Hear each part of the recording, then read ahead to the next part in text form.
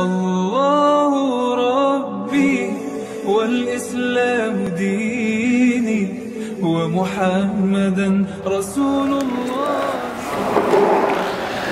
Bismillahirrahmanirrahim. Al-babu tsani wa thalathuna, bab yang ke-32. Ta'riful hajib wa ta'riful mahjub. Sudah kita bahas tadi. Ta'riful hajib wa ta'riful mahjub. Definisi daripada hajib dan mahjub. Hajib ialah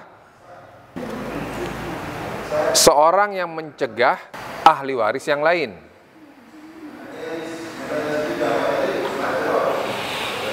Adapun mahjub adalah seorang yang dicegah menerima waris.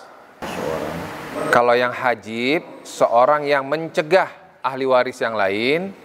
Kalau mahjub adalah seorang yang dicegah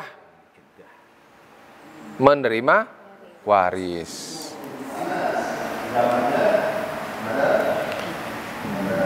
Nah, di sini pengarang mengatakan al-warathatul alladzina la yahjubuna hirmanan. Ada 6 ahli waris yang dia statusnya itu tidak bisa dihijab secara hirman. Di sini ada 6 ahli waris yang statusnya tidak bisa dihijab secara hirman. Yang maksudnya secara hirman apa? Dia tidak bisa dihijab dengan hijaban yang sama sekali nggak dapat. Tapi kalau dihijab secara nukson bisa nggak? Nah, gitu ya. Tapi kalau secara hirman nggak bisa. Siapa saja? 1, bapak. Nggak bisa dia dihijab secara hirman. Yang kedua, ibu. Sama, tidak bisa ibu ini dihijab secara hirman. Tapi kalau berkurang, bisa. Tapi kalau secara hirman nggak bisa. Hilang sama sekali gitu. Nggak bisa. Yang ketiga, ibin. Apalagi ibin? Ibnun, anak laki-laki. Yang keempat, bintun, anak perempuan. Anak perempuan dihijab secara hirman nggak bisa. Tapi secara nukson bisa nggak? Bisa. Dari setengah menjadi 2/3. Yang kelima, az-zauj, suami. Nah, sama, suami juga tidak bisa dihijab secara hirman. Tapi secara nukson bisa. Dari setengah menjadi 1/4. Yang keenam, az-zaujah, istri. Istri juga tidak bisa dihijab secara hirman. Tapi secara nukson bisa? Bisa. Yang tadinya dari 1/4 menjadi 1/8. Bahkan 1/8 bisa dibagi rame-rame. Istrinya banyak. Iya, istrinya ada 3 bagi 3. Istrinya ada 2 bagi 2. Istrinya ada 4 bagi 4 itu 1/8. Jadi yang tidak bisa dihijab secara hirman itu ada 6. Pertama, bapak, ibu, anak laki-laki, suami, istri. Dah, itu tidak bisa dihijab secara hirman sama sekali. Tapi kalau nukson bisa. Gitu ya. Nah, di sini rumusannya al-asobah ba'duhum yahjibuna ba'don. Nah, sesama asobah, sesama ahli waris asobah, itu dia akan saling hijab satu sama lain. Ahli waris yang statusnya asobah, dia akan menghijab satu sama lain. Tartib takdimul asobah inda ijtima'ihim. Nah, ini adalah tertib mendahulukan asobah ketika dia sedang berkumpul bersama-sama. Di dalam syair dikatakan didahulukan dulu berdasarkan jihah. Jihah itu alurnya. Kan alur ada berapa kemarin? Jalur anak, saudara, bapak, paman.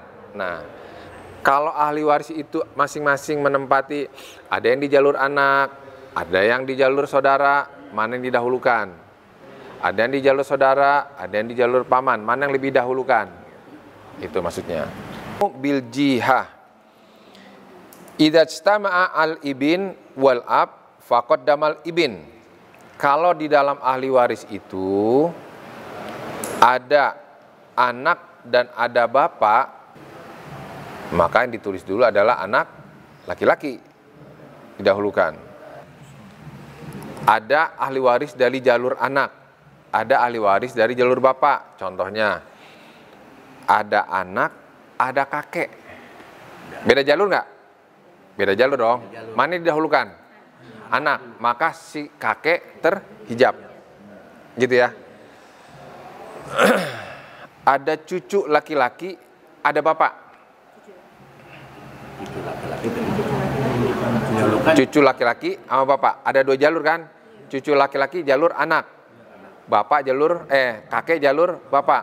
Mana yang didahulukan, jalur anak, jalur bapak? Jalur anak, maka kakek terhijab oleh cucu. Jadi gampangnya rumusnya gini. Ada jalur anak, ada jalur bapak. Mana didahulukan? Anak. Jalur anak. Dah, selesai. Itu rumus pertama. Ya, kalau beda jalur. Ada jalur anak, ada jalur saudara. Maksudnya jalur gini.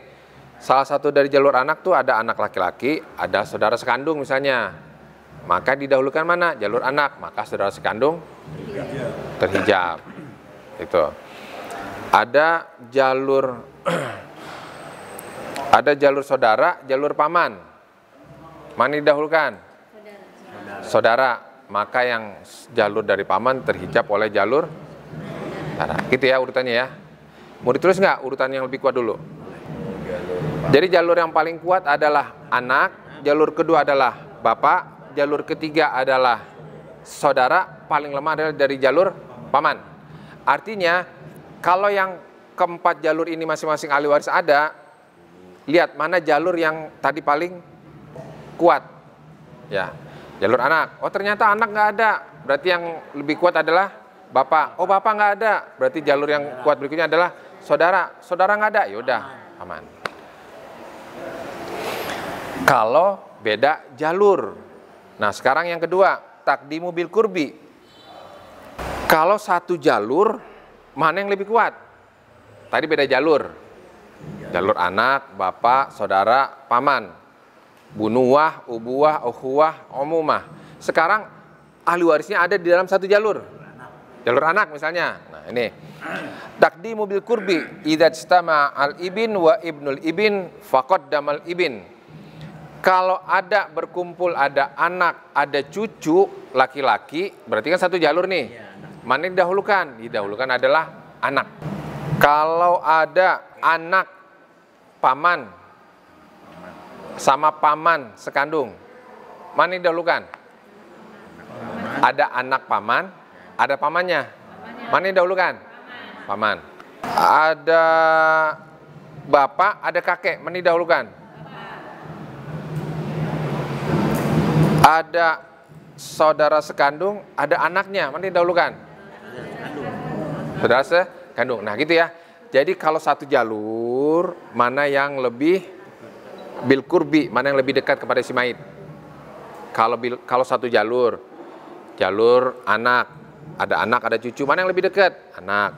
Ada saudara sekandung sama anaknya, mana yang lebih dekat? Sekandung. Gitu ya rumusnya ya. Nah kalau ibu hafal rumus ini, otomatis hafal. Terus yang ketiga, takdimu bil quwwah. Nah sekarang dari segi kekuatan.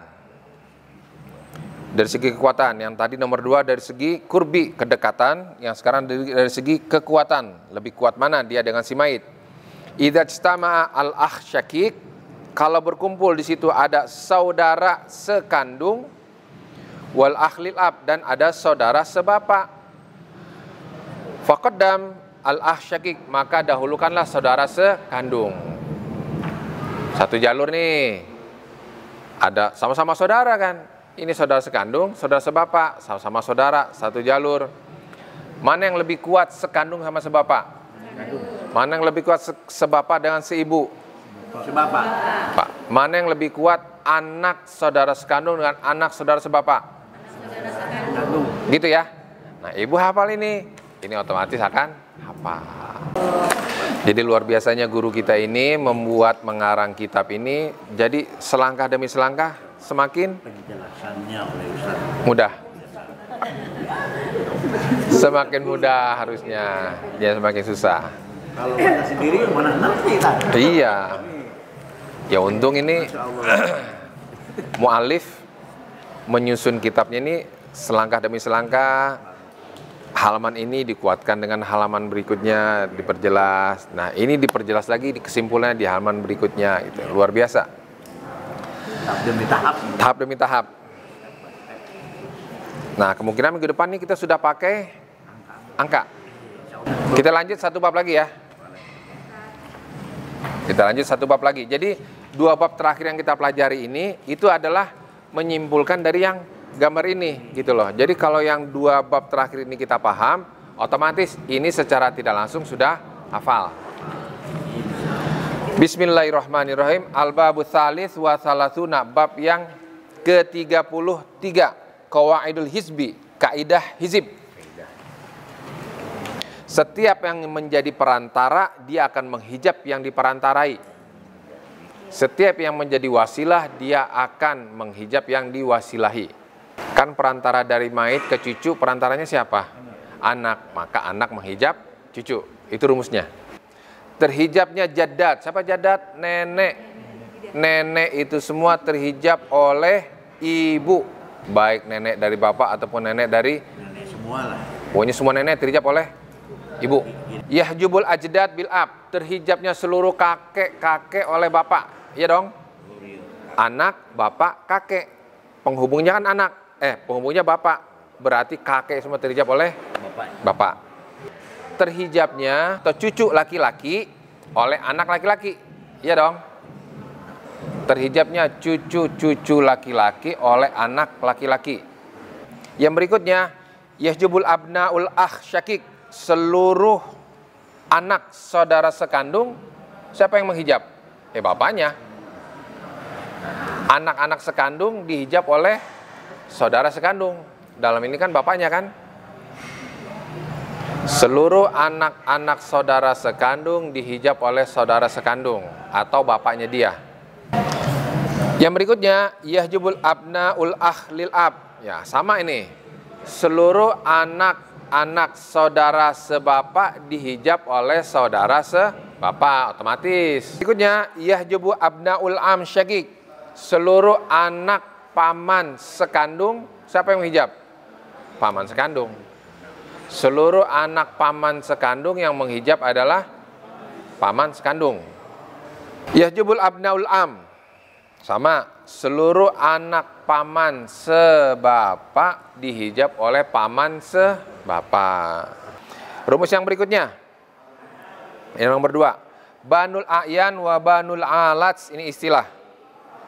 Banul alat wa banul akhyaf, lihat yang paling bawah, ada keterangannya.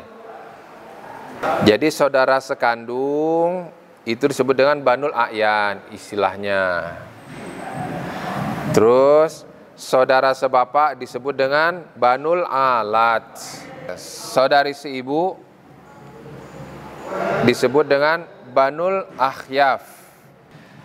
Banul a'yan wa banul alat wa banul akhyaf kulluhum, semuanya itu tadi, baik saudara-saudari sekandung, saudara-saudari sebapak, saudara-saudari seibu, kulluhum semuanya yaskutuna, gugur semuanya, bil ibin, dengan anak laki-laki, dan ibnul ibin, oleh anak cucu laki-laki, dan bapak. Jadi seluruh saudara yang di sebelah itu, sebelah saudara-saudari sekandung, saudara-saudari sebapak, saudara-saudari seibu, semuanya terhijab oleh anak atau cucu laki-laki atau bapak. Rumus yang ketiga, banul akhyaf juga itu saudara-saudari seibu, dia juga dihijab yaskutuna bil bins wa bintul ibin. Dia juga terhijab oleh anak perempuan dan cucu perempuan. Ini kan beda sendiri nih. Saudara-saudari seibu, dia juga terhijab oleh ini juga, dan juga terhijab oleh bintun atau bintul ibin. Jadi dua tiga lembar yang terakhir itu semua terangkum di sini. Tapi kalau ibu hafalkan kaidahnya, otomatis ini juga sudah hafal. Kita ulang ya, yang terakhir ya. Nenek terhijab oleh ibu. Kakek terhijab oleh Cucu laki-laki terhijab oleh anak laki-laki. Anak saudara sekandung terhijab oleh Sekandung. anak saudara sebapa terhijab oleh Bapak. anak paman sekandung terhijab oleh Paman. anak paman sebapa terhijab oleh Paman bapak. seluruh saudara-saudari sekandung, saudara-saudari sebapa, saudara-saudari seibu terhijab oleh anak, cucu, bapak. Dan juga saudara-saudari perempuan terhijab juga oleh anak perempuan dan cucu perempuan. Nah, alhamdulillah. Amin. Ulang-ulang. Dah, tinggal ujian.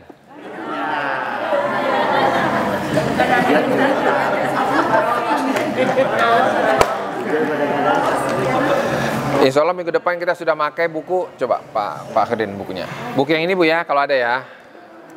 Yang kotak-kotak ini ya.